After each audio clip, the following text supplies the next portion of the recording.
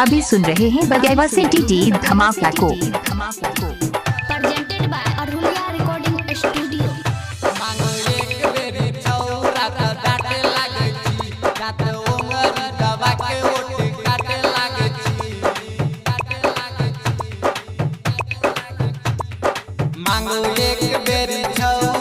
डाटे लागे छी, दात ओंगरी दबा के ओट काटे लागे छी। जइबे जे ससुरा तो करबे को ना छोड़ी, जइबे जे ससुरा तो करबे को ना छोड़ी। पलंग सुताई दबले तो जे सैया करबे तू को ना माना छोड़ी।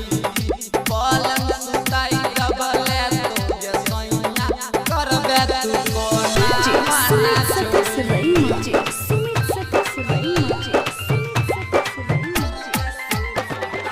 इलाका किसी का हो धमाका दिवाकर दीवाना भाई का ही होगा।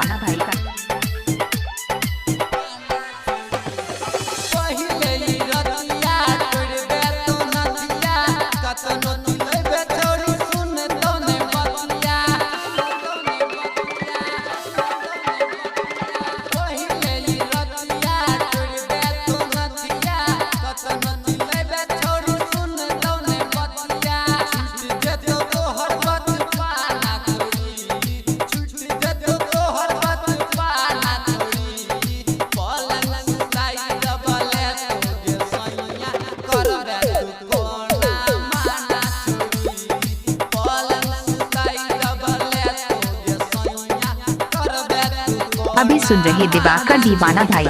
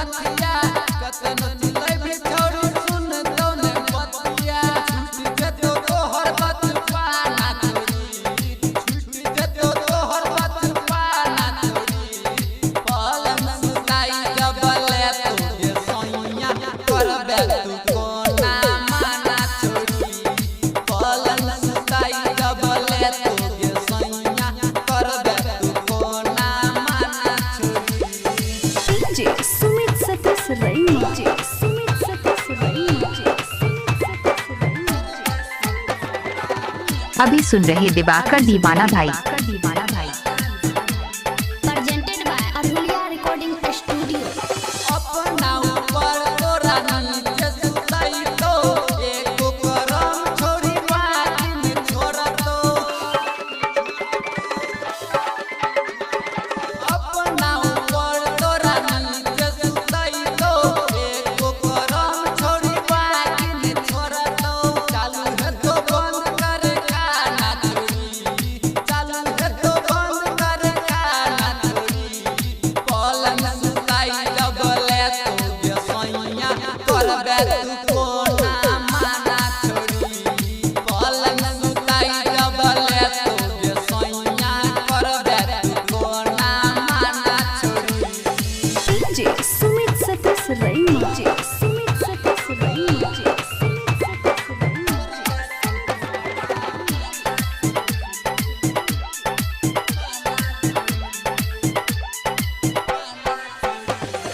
पागल बना देली हमरा फंसा के, छोड़ देली राकेश के लार चुका के।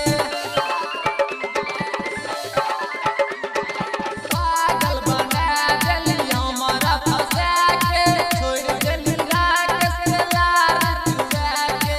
शिव शंकर भेलो दीवाना छोड़ी, छोरा सब भेलो दीवाना छोड़ी।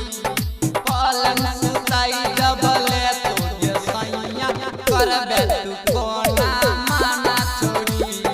पलंग सुताई दबले तो जे सैया करबे तू को। आप सुन रहे हैं दिवाकर दीवाना भाई को ग्राम बगेवा जिला